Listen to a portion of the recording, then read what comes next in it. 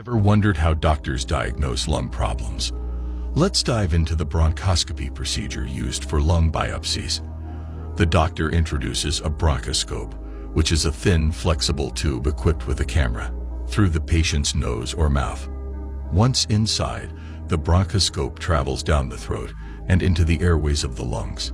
The camera on the bronchoscope provides a clear view of the lung's interior, allowing the doctor to look for any abnormalities or suspect areas. When a particular area needs to be examined, tiny tools passed through the bronchoscope can collect small samples of lung tissue.